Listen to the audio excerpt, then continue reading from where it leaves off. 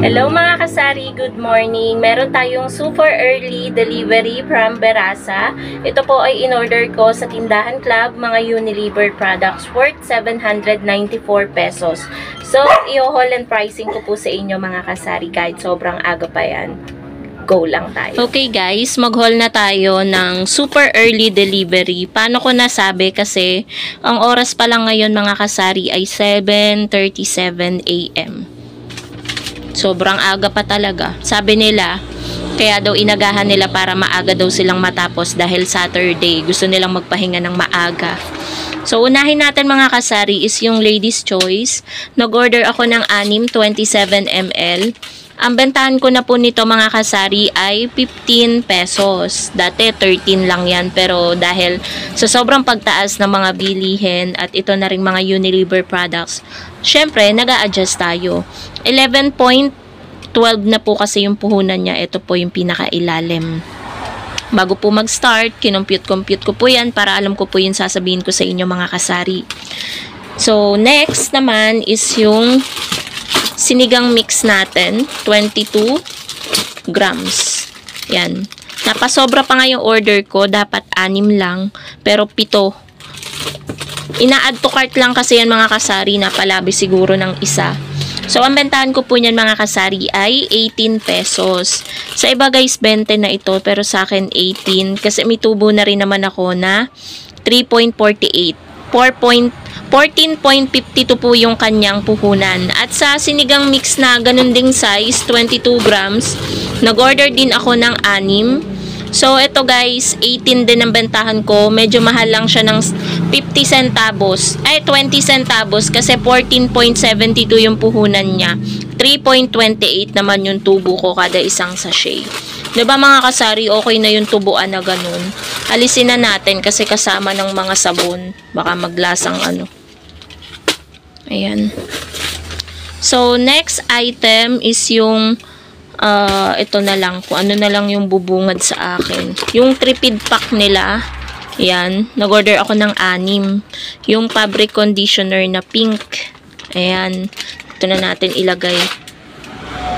So, ang puhunan po niya ay 12.72. 16 ang bentahan ko. So, kada isang haba na ganyan, may tubo ako na 3.28. Ayan siya. Mayroon computation. Next item is yung charcoal fabric conditioner na black. So, nag-order ako ng 2 dosena. Dahil ubos na yung ganito ko, guys. Last Saturday, nag-order ako. Walang na-deliver ng Tuesday.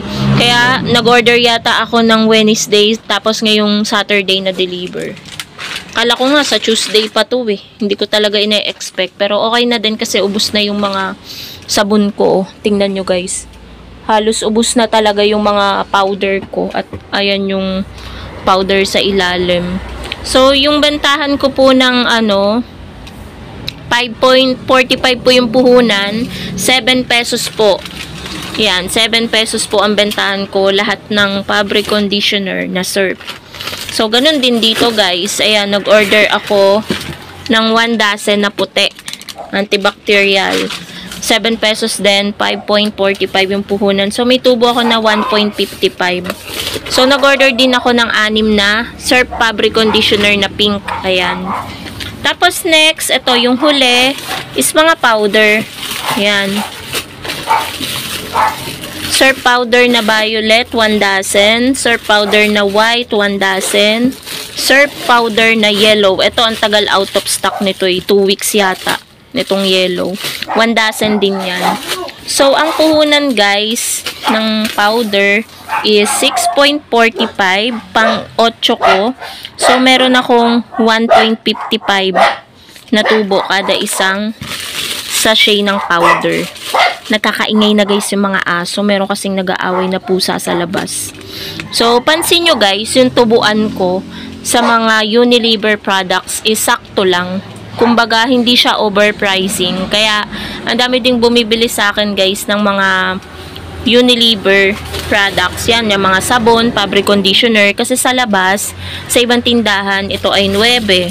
Tapos ito, sa ibang tindahan, ito ay 8. 'Di ba? makakatipid nga naman sila ng piso. Kumbaga sasabihin ng iba piso lang naman. Pero sa iba malaking halaga yon at malaking puntos yon na mas mura sa tindahan mo. So, ayun guys, mamaya share ko na lang sa inyo yung iba pang kaganapan ngayong araw ng Saturday. Kasi si partner guys ay hindi pa gising. Yung alaga ko lang ayun, nananahol doon.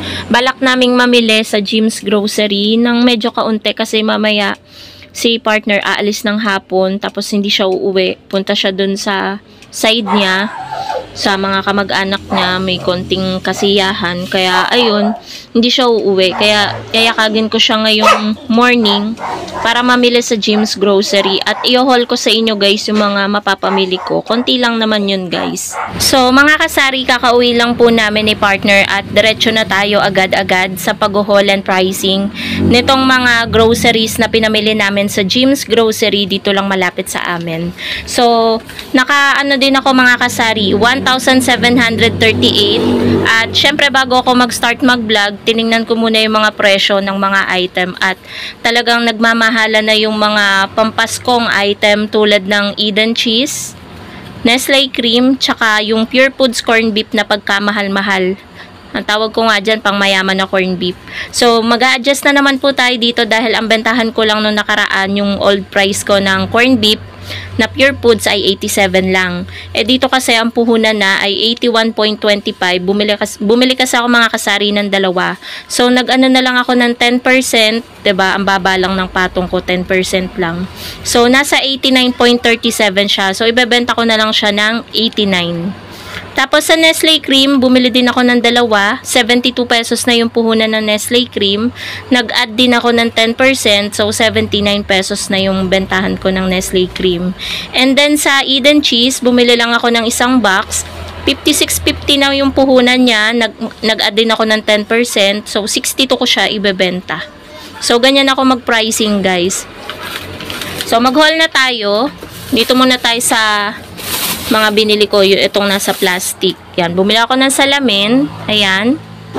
Kasi mga kasari, nabasag yung binili ko. Mura lang naman to. Ayan o, super affordable. 29 pesos lang. 'Di ba? Sa Jim's Grocery lang yan. Tapos, Del. Bentahan ko nito ay 6 kasi 4 lang yung puhunan niya eh. Tapos itong Champion. Yan, fabric conditioner. Pang 7 ko yan. Kasi mura lang din yan guys sa Jim's. Nasaan ba? Yung puhunan niya.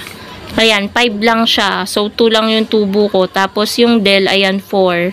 So, 2 din ang tubo ko dahil 6 lang ang bentahan ko. Tapos, ito, 1950 yung puhunan ng Safeguard, pang 22 ko. 2.5 lang yung tubo ko. So, ganyan lang ako, guys, magpatong sa mga items. Tapos, Magic Sarap, ito naman kay Dali ko to nabili. Yung resibo nandun sa wallet, sa bag ko, na bitbit. Ayun, nasa upuan. So, 5 pesos ang puhunan kada sachet. Pang 6 natin ang Magic. Sa lahat yan, 6 na. Sa lahat ng tindahan. Tapos, etong suka, kay Dali ko din nabili dahil wala po nito. Out of stock sa Jim's. Dami kasi namimili doon guys ng bultuhan kasi nga mura sa kanila. Pang 10 ko naman to. Tsaka ito, sa Dali ko din to guys nabili dahil ubos din sa Jim's. Ayan, Nescafe Original. Pang 15 ko naman yan. Tapos ito guys yung Nestle Cream. Ayan, na-share ko na naman to sa inyo kanina. Tapos guys, itong Coco Mama. Ito yung Eden. Ayan. Sa Jim's yan. Etong Coco Mama sa Jim's. Mas mura ang Coco Mama sa Jim's kasi nasa 29 something lang siya. Yan, pang 35 ko yan. Tapos ito, pang 25 ko, nasa 20 something yung puhunan niya. Great Taste Granules. Free Choco, ayan, pang 15 pesos ko. Laki ng tubo ko dito guys dahil halos 10 pesos lang ang tubo, ang puhunan nito. Pero ito kasi kapag nabili ako nito kay Pure Gold, 12.50 yung puhunan niya. Ganyan. So, magkano lang, 'di ba? Nagbe-base ako sa presyo ni Pure Gold guys. Kasi sanay na din naman yung mga customer ko na 15 yung bentahan ko nito. Be fresh, ayan. Bentahan ko nito 5-4. Halos naman ang mga candy ko 5-4 pero meron pa din na mangilan-ngilan na tag piso isa. Tapos yung mga ano nila guys, ayan, bumili ako ng chili mansi. sweet and spicy, extra hot, tsaka calamansi. Ito yung, nasa ba yung extra hot? Basta yun guys, nandyan yung extra hot. Punan lang sa kanila ng Pancit Canton is 13.95. Ayan siya. Tapos Eden, sulit pack, 16.50 yung puhunan, pang 20 ko naman. So, lagay natin dito. Tapos ito yung Pure Foods corned beef. Tapos ito guys, nagmura to. Yan.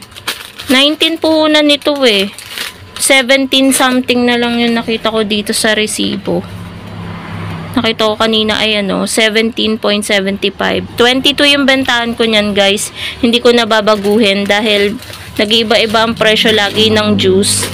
Tapos ito, C2, bumili ako ng 5 peraso. Di na ako nabili nito guys ng case kasi hindi naman siya sobrang mabili dito sa tindahan. So, ang puhunan ng C2 ay nakita ko yung kanina, nasa 13 siya eh. So, ibebenta ko siya ng 17 kasi magpo 14 na yung kanyang ayan 13.50. Benta ko siya ng 17 or 18, ganun. Pero 17 yung bentahan ko eh. Tapos ito,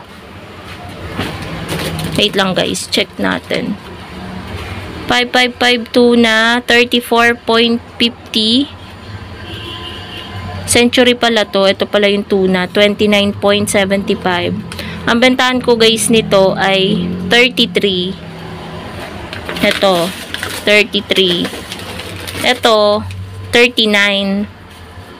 Na ang punan niya nasa 34.50. Ang mahal kasi niyan guys kay Pure Gold. Syempre nag-order din ako kay Pure Gold. Ayoko naman ng pabago-bago ng pricing. Tapos Great Taste white. 15 kada twin pack. Tapos Lucky Me Chicken, ayan, bumili din ako pang 11. 8.50 ang puhunan kay James. Ano pa ba? Sardinas, ayan, 27 ito. Alam niyo ba sa ibang tindahan dito, guys, mga kakompetensya natin, 30 na yung mga sardinas nila. Ewan ko ba kung bakit minsan may nagbabayad pa rin ng akala ng mga customer meron pa rin tagto 25 pesos na sardinas. Di nila alam, puhunan na lang yun. Tapos swak, Bear Brand, ayan, 2 tay yung aking binili. Dahil ubos na guys. Oh, wala na akong swak dyan sa taas. Ubos na yung swak natin. 13 pesos pa din guys yung bentahan ko ng Bear Brand swak. Dahil yun talaga ang bentahan natin eh. Pero dapat 14 na yan dahil magkano yung puhunan na ng swak na sa 11 something. Hindi tayo makapag-adjust basta-basta. Maraming makaka-relate dyan ng mga sari-sari store owner na hindi tayo basta-basta makapag-adjust ng presyo. Tapos Max. Yan, Max. 5-4 na bentahan ko nyan guys. So, yun lang naman mga kasari yung mga pinamili ko sa Jim's Grocery na umabot din ng 1,700 plus. Ganun na kamahal mga kasari ang mga bilihin talaga ngayon. Kaya always nyong i-check yung inyong mga resibo lalo na sa mga items na to na mabili ngayong mabili ngayong darating na Pasko at bagong taon. So, yun lang naman mga kasari. Sana nakakuha kayo ng idea kung paano kayo magpa-pricing sa inyong sari-sari store.